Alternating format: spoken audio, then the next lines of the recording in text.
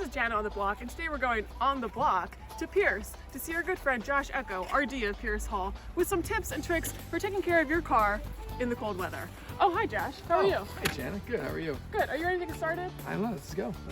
Step 1, get your car out of the snow.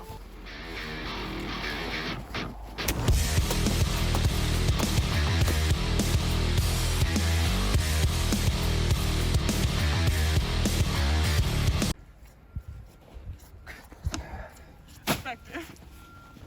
2 hours later.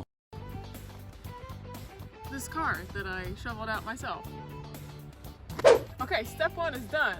Josh, what are we gonna do next? So, when you approach your vehicle and covered by snow, obviously we have most of it cleared off here.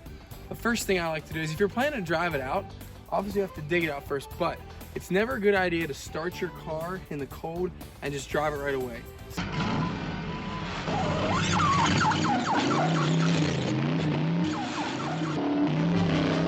The first thing I like to do is before I open my car, I like to clean off the area where the door is going to open so that whenever locked on me, what is them? I like to make sure the door is cleaned off so when I open the car door, no snow falls into the car. This is big brain time. Step 2, then you go in and you start your vehicle, get it warmed up, make sure everything's cleared off your windshield, off your rear windshield, your windows, make sure all the tires are cleared, dug out, because you want to have a nice easy path out and back in for your parking spot.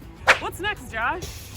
Well, now that we have everything kind of cleared off here, one thing you want to check before you go on a trip, especially in the winter and when there's snow on the ground, you're going to want to make sure that you have windshield wiper fluid in your reservoir.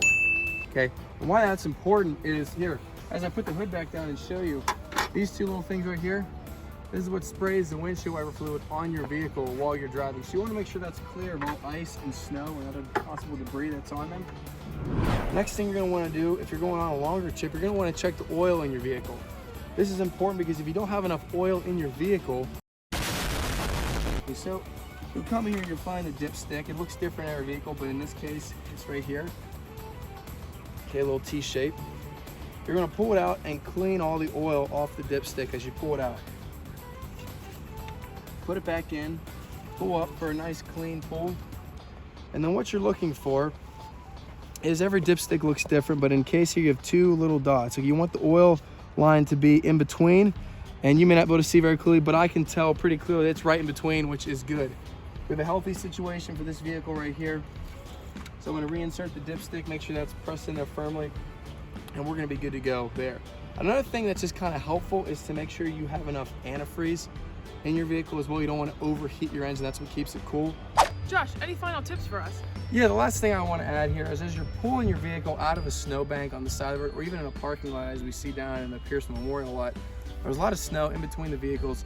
Like I said at the beginning of the video, you want to shovel yourself out. When you pull out, make sure there's enough room for all your tires to get out cleanly so that you're able to drive away cleanly. Also, when you're parking your vehicle, park it in a spot that you won't have any issues pulling out or pulling in.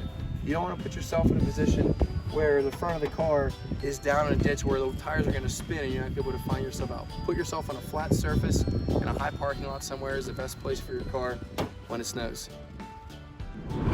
How great was that? Now you know what to do when your car is in the cold and you need help. And if you forgot all of that, you know where to find Josh. That's all for today. This has been Jana on the block.